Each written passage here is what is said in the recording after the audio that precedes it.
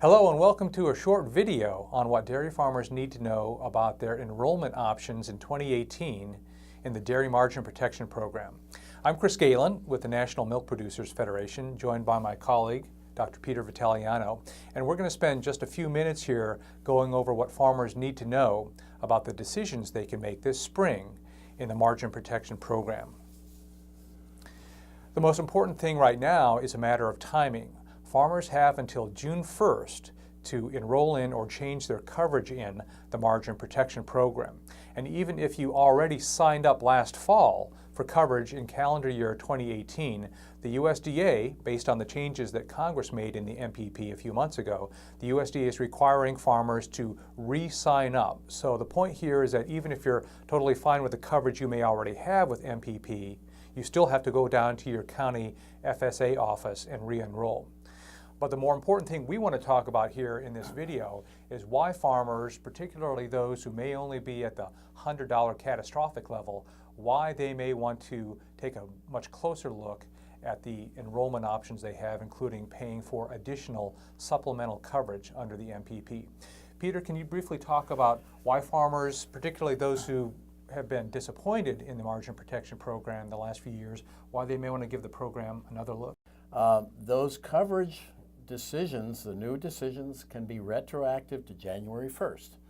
And that includes the month of February, where we know the margin is $6.88. And by June 1st, we will know 2 more months. We'll know the margin for March and for April. And those are likely to be margins that are below the $8 level, in the money, so to speak. Okay, in this next slide, what we're looking at are the key changes that were made in the Margin Protection Program a couple months ago. Congress passed a disaster supplemental spending bill, which is just a fancy way of saying that they decided they needed to spend money on a number of different other priorities, and the national milk producers worked with our allies in Congress to allocate additional financial resources to the Margin Protection Program, particularly for this year, but these changes also will apply to any future years as long as nothing else changes in the next Farm Bill. So let's briefly walk through these bullets here, Peter, and talk about which of these changes that Congress made in the MPP, which will be most beneficial to our farmers.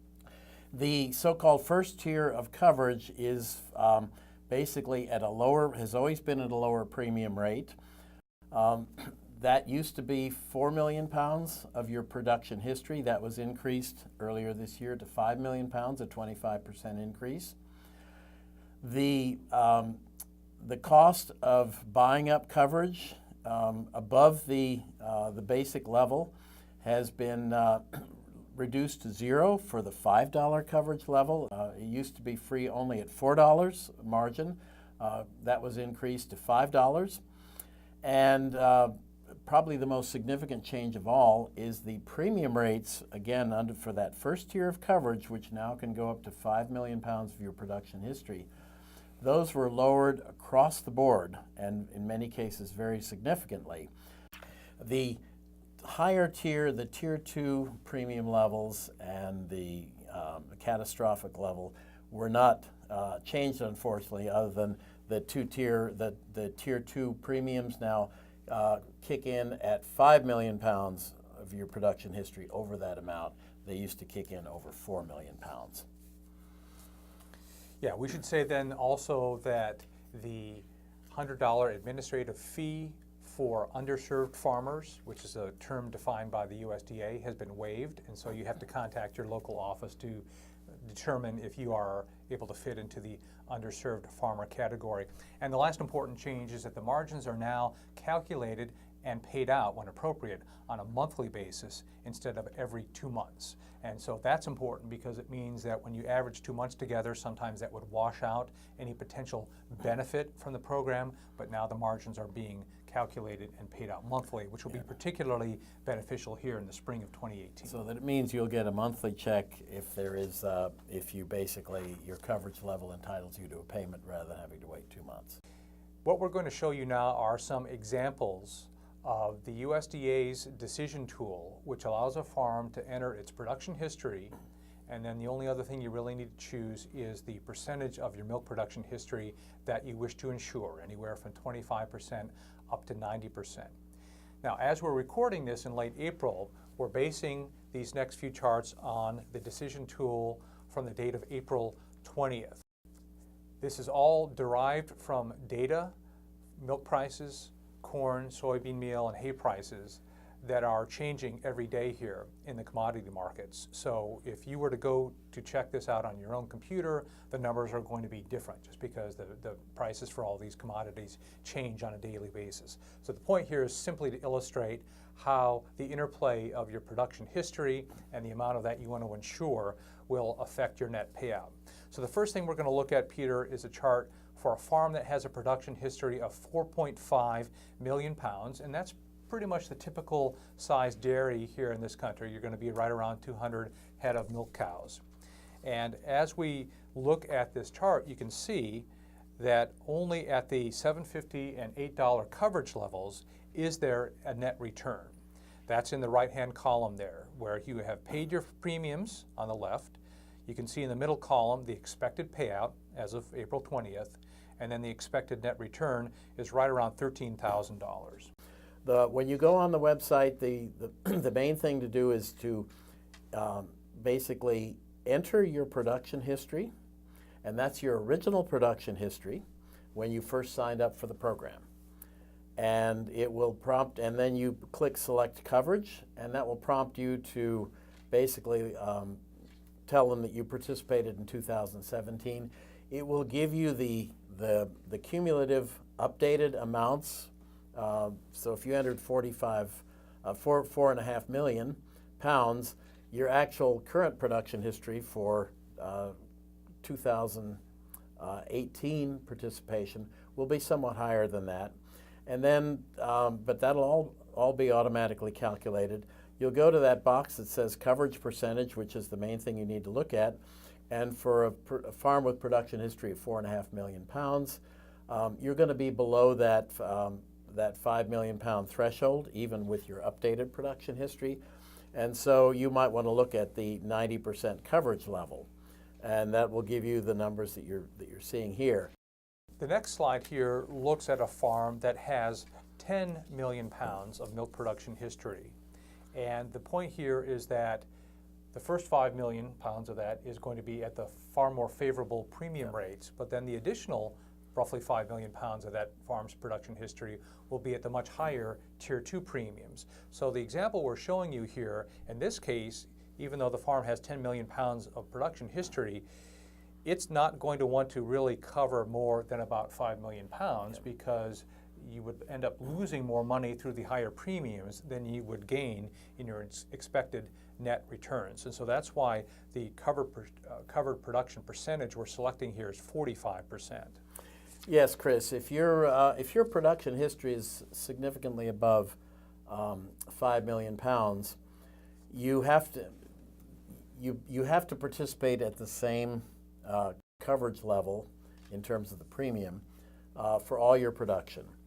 And unfortunately, the Tier 2 premiums, particularly at these higher coverage levels, $7.50 and $8, which have now become very favorable for the Tier 1 coverage, are very, very unfavorable for the Tier 2 coverage levels if you have to pay that higher premium. So that it's really, you want to avoid having to sign up any of your milk at that for your production history over 5 million pounds of it. Let's see, Peter, how that plays out in one last example, where in this case the farm has 23 million pounds of annual production history. So that's about the production from a 1,000 cow dairy.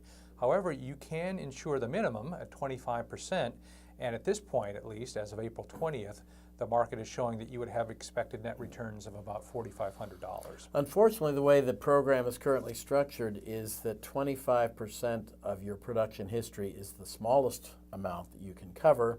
And for a particularly large operation like this one, that's already requiring you to cover some of your production, in this case over 6.1 million pounds, over 1.1 million pounds at the higher tier coverage level, and that very quickly takes away from your expected payment. In addition to the changes in the margin protection program, NMPF also worked with Congress this year to do some other things to provide additional risk management tools for dairy farmers, particularly those if you're of a larger size and you can't take advantage of the program, even given the premiums as they're structured currently. There are some additional tools out there. One is now an expanded availability of the livestock gross margin program.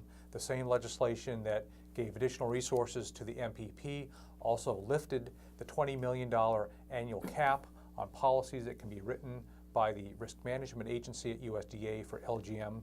Peter, do you want to talk about how that might benefit some farmers? Yes, that $20 million cap is basically affects financial assistance that reduces the premiums for producers that participate in those programs. We realize that the margin protection program hasn't necessarily benefited farmers the way it was first designed when it was introduced in 2014. The changes that Congress adopted at National Milk's urging will go great lengths towards making it a more effective safety net. We're not done yet with our work on improving that safety net.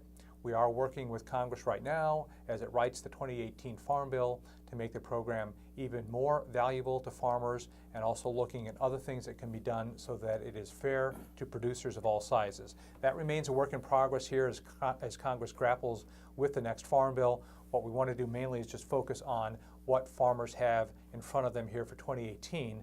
Again, the reminder that you have until the end of May, just after Memorial Day, to make your coverage decisions. Yes, Chris, just to sum up, as we've been saying all along, we cannot make any definitive recommendations for your decisions in the program, but we can definitely point out these changes that have been made to the program this year that make the program a much more favorable option for producers to look at, particularly in the context of a year like this year, where it's looking like the program is going to be generating payments at the higher coverage levels for several months.